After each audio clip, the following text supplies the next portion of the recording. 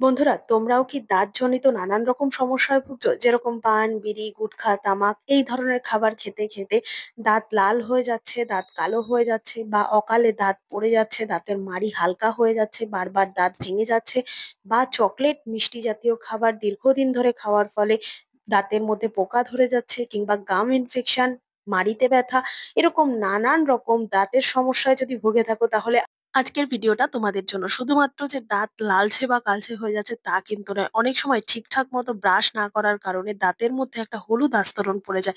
এমনকি দাঁতের গোড়ায় খাবারের টুকরো ছোট ছোট অবস্থায় ঢুকে থাকে, ঠিকঠাক মতো কুলকুচি না করার কারণে ছোট ছোট পাথরের মতো কিন্তু দাঁতের গোড়ায় জমতে থাকে, যেটাকে পাইরিয়া বলা হয়, যার ফলে মুখে ভীষণ পরিমাণে দুর্গন্ধ হয়। এছাড়াও ঠান্ডা কিংবা গরম কোনো জিনিস খেলে দাঁতে শিরশিরানি হচ্ছে, নানান রকম টুথপেস্ট চেঞ্জ করার পরেও ঠিকঠাক মতো ফল পাচ্ছ না, এছাড়া মুখে ভীষণ দুর্গন্ধ, নানান রকম দাঁতের সমস্যা, মাড়ি ফোলা, মাড়িতে ইনফেকশন, এইরকম বেশ কিছু ছোট ছোট সমস্যার কারণে কিন্তু আমরা লোক সমাজে একটু হলেও পিছিয়ে পড়ছি।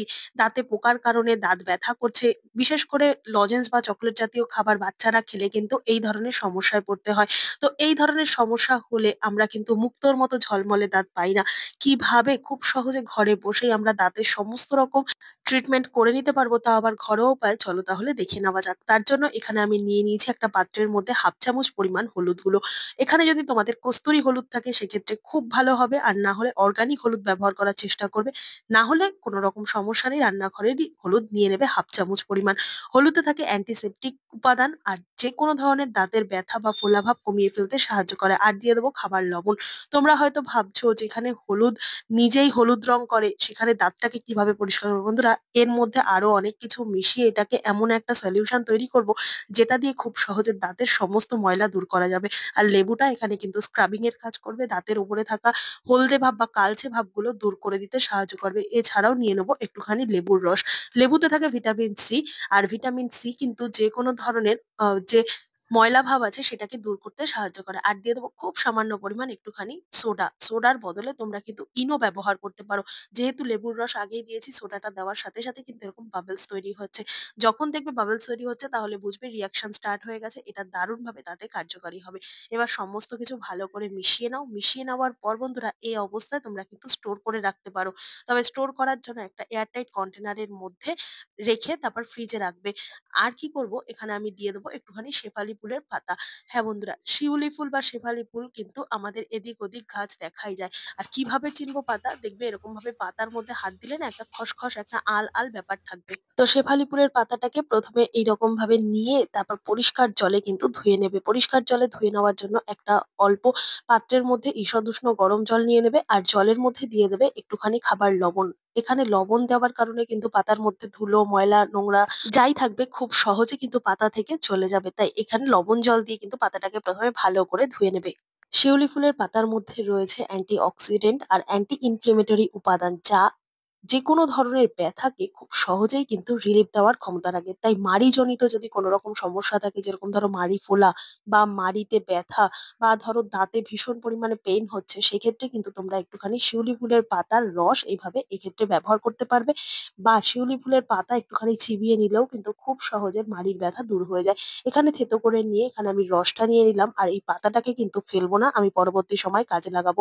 সম্পূর্ণ ভিডিওটা দেখলেই বুঝতে পারবে আর পাতাটা কি করে কাজে লাগাচ্ছি। এরপর ভালো করে এই হলুদের মিশ্রণের সাথে আমি আবারও ফেটিয়ে নেবো, আর এমন ভাবে এটা মেশাতে হবে যাতে কোনো রকম লাম্পস বা দানা না থাকে। এবার কি করব, এটাকে তো স্টোর করে রাখা যেতেই পারে, আর যেহেতু এতটা প্রয়োজন নেই, খুব সামান্য দরকার, আর যেহেতু এর মধ্যে সোডা বা ইনো দেবে, তাই কিন্তু খুব সামান্য পরিমাণ দিয়ে কিন্তু ব্যবহার করবে। এবার নিয়ে নেবো একটা পাত্রের মধ্যে একটুখানি পেস্ট।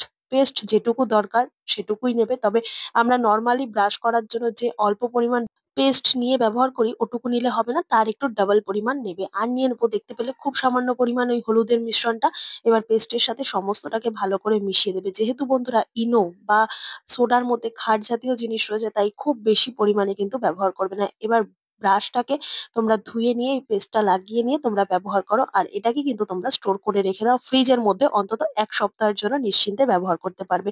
এবার দেখো বন্ধুরা, আমি চামচের মধ্যে ওই সামান্য একটুখানি পেস্টটা লাগিয়ে নিয়েছি আর নিয়ে নেবো ব্রাশটাকে ভিজিয়ে ভালো করে, তারপর ব্রাশের মধ্যে দিয়ে আমি এটাকে ভালো করে ব্রাশিং করব। আর যত ভালো মতো আপ অ্যান্ড ডাউন করে ব্রাশিং করতে পারবে তত সহজে কিন্তু দাঁতের ময়লা বা দাঁত থেকে নানান রকম যে সমস্যাগুলো তৈরি হচ্ছে, গাম ইনফেকশন, মাড়ি ফোলা, দাঁতে কালচে ভাব, লালচে ভাব, এমনকি পোকাজনিত সমস্যার কারণে দাঁতে ব্যথা হচ্ছে, সমস্ত চলে যাবে। সাথে কিন্তু খাবারের টুকরো ঢুকে ঢুকে থেকে যে পাথর হয়ে থাকে বা পাইরিয়ার মতো সমস্যা, মুখে দুর্গন্ধ, সমস্তটা কিন্তু এইভাবে চলে যাবে। এইভাবে একটু সময় নিয়ে ব্রাশ করবে প্রত্যেকদিন সকাল বিকেল দুবেলা। মানে সকাল বা রাত্রেবেলা যদি তোমরা এই একই প্রসেসে ব্রাশ করো তাহলে দেখবে তোমরা নিজেরাই তফাৎটা কতটা তোমাদের দাঁতের চেঞ্জ হয়ে যাবে। খুব পরিমাণে তামাক গুটখা খেতে খেতে যে দাঁতের উপর একটা কালো দাগ পড়ে যায় সেটাও কিন্তু ধীরে ধীরে চলে যাবে। তবে বন্ধুরা, একদিনেই রেজাল্ট পাবে না, দীর্ঘদিন ধরে ব্যবহার করতে কিন্তু তোমরা নিজেরাই রেজাল্ট পাবে। এইভাবে ব্রাশ দিয়ে কিন্তু আমরা ভালো করে ব্রাশিং করে নেবো। আর দেখো বন্ধুরা, যাদের মাড়িতে ভীষণ পরিমাণে ব্যথা থাকবে বা যারা ব্রাশ টাচ করতে পারবে না, এতটা যন্ত্রণা থাকবে দাঁতের গোড়ায়, তারা কি করবে, এই সলিউশনটাকে হাতের মধ্যে লাগিয়ে নেবে। হাতের মধ্যে লাগিয়ে ভালো করে দাঁতের গোড়া থেকে দাঁত থেকে হালকা হালকা করে এভাবে মাসাজ করে দাঁতের গোড়ায় দিয়ে রাখবে। এটা একটু কমতে সময় নিলেও যখন পরবর্তী সময় দাঁতের গোড়ার বা মাড়ির ব্যথাটা কমে যাবে তখন তোমরা ব্রাশিং করবে। আর যখন দেখবে মাড়িতে ব্যথা, এরকম ভাবে হাত দিয়ে একটুখানি ব্রাশিং করে নেবে। তাতে কি হবে, মাড়ির যে সমস্ত সমস্যাগুলো ছিল সেটা কিন্তু খুব সহজেই চলে যাবে। এইভাবে দিয়ে অন্তত ২ থেকে ৩ মিনিট এই অবস্থায় রাখবে, মুখ সহজে ধোবে না। ২-৪ মিনিট পর তারপর নরমাল পরিষ্কার জলে মুখ ধুয়ে নেবে। আর দাঁতের মাড়িতে যদি একটু ব্যথা থাকে সেক্ষেত্রে উষ্ণ গরম জলে ভালো করে কুলকুচি করে নেবে। কুলকুচি করার সাথে সাথে কিন্তু দেখবে মুখে একটা ফ্রেশ ব্যাপার আসছে, কোনো রকম ব্যথা থাকবে না। আর খুব সুন্দর কিন্তু আমাদের দাঁতটা পরিষ্কার হয়ে যাবে। তো দেখো বন্ধুরা, এইভাবে যদি মুক্তোর মতো দাঁত আমরা পেতে চাই তাহলে অবশ্যই এই হোম রেমেডিটা কিন্তু আমাদের এপ্লাই করতেই হবে। এবার বন্ধুরা, অনেকেরই সমস্যা হতে পারে যে দাঁতটা পরিষ্কার, হলদে ভাব নেই, কালচে ভাব নেই, বা দাঁতের গোড়ায় বা মাড়িতে কোনো রকম ব্যথা নেই, দাঁতে কোনো রকম সমস্যা নেই, কিন্তু দাঁতের উপর না যে একটা শাইনিং ভাব থাকে, সাদা যে মুক্তোর মতো চকচক করে, সেই ভাবটা নেই। একটা হালকা উপরে না একটা প্লাস্টিক মতো লেয়ার থাকে যার জন্য দেখতে না খসখসে লাগে দাঁতটা, মোলায়েম ভাব নেই। তারা কি করবে, লেবুর খোসাটা, পাতিলেবু রস নিংড়ে নেওয়ার পর যে খোসাটা থাকবে সেই খোসাটাকে এরকম ভাবে দাঁতের মধ্যে হালকা হালকা করে রাব করো। এইভাবে রাব করতে করতে দেখা যাবে, যেহেতু পাতিলেবু আমাদের উজ্জ্বল ভাবটা ধরে রাখতে সাহায্য করে, দাঁতের আর যদি অন্য কোনো রকম সমস্যা থাকে সেটাও চলে যাবে। সাথে কিন্তু বন্ধুরা, এই দাঁতের যে একটা শাইনিং ভাব চলে গেছিল সেটা কিন্তু আবার রিটার্ন ব্যাক করবে। এটা দিনের মধ্যে যতবার ইচ্ছে ততবার ব্যবহার করতে পারো, যেহেতু এটা কোনো রকম মেডিসিন না, এটা যেহেতু প্রাকৃতিক একটা উপাদান তাই কোনো রকম সমস্যা নেই, যখন ইচ্ছে ব্যবহার করা যাবে। আর এটা ব্যবহার করার পর না অনেক সময় দেখবে মুখটা হালকা কস মানে টক টক ভাব থাকবে, সেটাতেও কোনো রকম সমস্যা নেই, যেহেতু একটুখানি সময় মুখটা এরকম থাকবে। লেবুতে যেহেতু ক্ষার ভাবটা বেশি রয়েছে তাই এটা কিন্তু এরকম লাগবে একটু। এবার বন্ধুরা, এখানে আমি নিয়ে নিয়েছি লবঙ্গ। যে লবঙ্গগুলোর মাথায় ফুল থাকবে সেই লবঙ্গই এখানে নিতে হবে।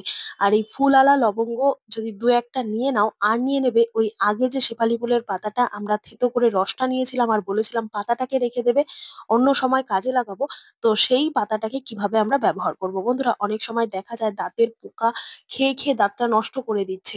আর সেক্ষেত্রে কিন্তু একটা মাত্র দাঁত না, পরপর আগে পরের দাঁতগুলোও কিন্তু এভাবে নষ্ট হতে থাকে। তাই কি করব, শেফালি ফুলের পাতা নিয়ে আর এইভাবে কি করব, আমরা একটা করে লবঙ্গ দিয়ে মুখের মধ্যে রাখবো আর হালকা হালকা করে এভাবে চেবাতে হবে। শেফালি ফুলের পাতার মধ্যে যে রস সেটা কিন্তু দাঁতের যেকোনো ব্যথা কমাতে সাহায্য করবে। সাথে আমাদের যে পোকা খাওয়া দাঁতগুলো ছিল সেগুলো আর বেশি পোকা খাবে না, এখানেই স্টপ হয়ে যাবে। নতুন করে আর মানে পোকা খেতে খেতে দাঁতগুলো যে নষ্ট হয়ে যাচ্ছিল এটা হবে না। আর লবঙ্গ জানি প্রত্যেকেই কতটা উপকার আমাদের দাঁতের জন্য, মুখের দুর্গন্ধ সাহায্য করে দূর করতে, আর সাথে কিন্তু আমাদের মুখের ফ্রেশ ভাব আনে। দাঁতজনিত নানান রকম ব্যথা যন্ত্রণা বা দুর্গন্ধ বা যে কোনো ধরনের হলুদ দাগ কিন্তু লবঙ্গর মাধ্যমে আমরা কমিয়ে ফেলতে পারি। এইভাবে বেশ খানিকটা সময় কিন্তু আমরা চিবাতে থাকবো। তো তার ফলে দেখতে পাচ্ছ বন্ধুরা, একবার দাঁত মাজার ফলেই দাঁতটা কত সুন্দর পরিষ্কার ঝকঝকে একেবারে মুক্তোর মতো হয়েছে, মুখে দুর্গন্ধ বলে কিচ্ছু নেই। এইভাবে যদি ঘরোয়া উপায় আমরা দাঁতের যত্ন নিতে পারি সেক্ষেত্রে আমাদেরই অনেকটাই সুবিধা হবে। ডাক্তার দেখিয়ে মেডিসিন নিয়ে পয়সা খরচা করে কোনো রকম কিন্তু আমাদের অসুবিধার মধ্যে যাওয়ার একেবারেই দরকার নেই। তাই বন্ধুরা, ভিডিওটা ভালো লেগে থাকলে অবশ্যই লাইক কমেন্ট শেয়ার করে পাশে থাকবে। ভিডিওটা কে কোথা থেকে দেখছো কমেন্ট করে জানাতে ভুলবে না। দেখা হবে আবারও অন্য কোনো ভিডিওর সঙ্গে। ধন্যবাদ।